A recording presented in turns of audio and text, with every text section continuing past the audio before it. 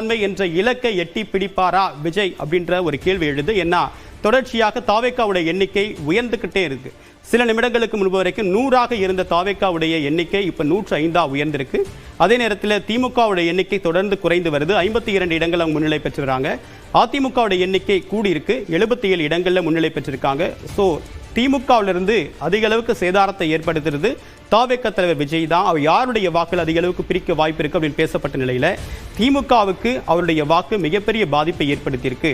ஏன்னா கடந்த சட்டமன்ற தேர்தலில் அதிமுக கூட்டணி 75 இடங்களில் வெற்றி பெற்ற நிலையில இப்ப அந்த எண்ணிக்கை 76 அப்படின்னு ரீட்டைன் ஆகுது. கூடுதல் இடங்கள் பெறவில்லை என்றாலும் கூட, ஒரு இடங்களில் கூடுதலை முன்னிலை பெற்றிருந்தாலும் கூட பெரிய அளவுக்கு எண்ணிக்கை குறைவு அப்படின்றது ஏறக்குறைய 100 இடங்களுக்கு மேலாக திமுக கூட்டணி பின்னடைவை சந்திச்சிருக்காங்க அந்த எண்ணிக்கையை பார்க்கும்போது. ஸோ இந்த அத்தனை எண்ணிக்கையும் தாவேக்காவுக்கு போயிருக்கு. முதல் முறையாக தேர்தல் களம் கண்டிருக்கூடிய தாவேக்கா 106 இடங்களில் முன்னிலை பெற்றிருக்கு. இன்னும் 12 இடங்களில் முன்னிலை பெற்றால் தனி பெரும்பான்மையோடு தாவேக்கா ஆட்சி அமைக்கக்கூடிய சூழ்நிலை ஏற்படும். திரு அக்னீஸ்வரன், தற்போது தனி பெரும்பான்மை பெறுவதற்கான வாய்ப்பு இருக்கா தாவேக்காவுக்கு? அதிமுக 76 இடங்கள் பழைய எண்ணிக்கையை அது மீண்டும் தக்க வைக்கிறாங்களா?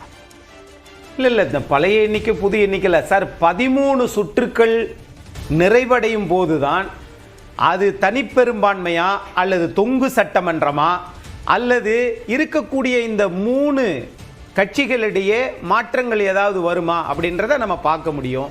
ஆனால் ஆளுகிற கட்சி திமுகவின் மீது அதிருப்தி அதிகமாக இருந்திருக்கு என்பதைத்தான் இந்த கள நிலவரம் காட்டுது. ஓகே, இந்த எண்ணிக்கையை பார்க்கலாம். இப்போ முன்னாள் அமைச்சராக இருந்த நாசர், தற்போதைய அமைச்சர் நாசர் பால்வளத்துறை அமைச்சராக இருந்தார்.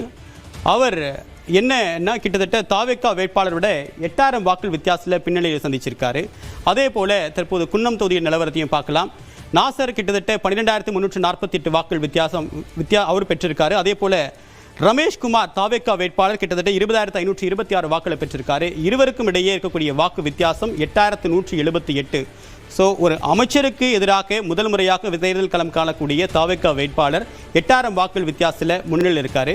குன்னம் தொகுதியை பொறுத்த வரைக்கும் திமுகவுடைய போக்குவரத்துறை அமைச்சராக இருப்பவர் 15,156 வாக்குகளை பெற்றிருக்காரு.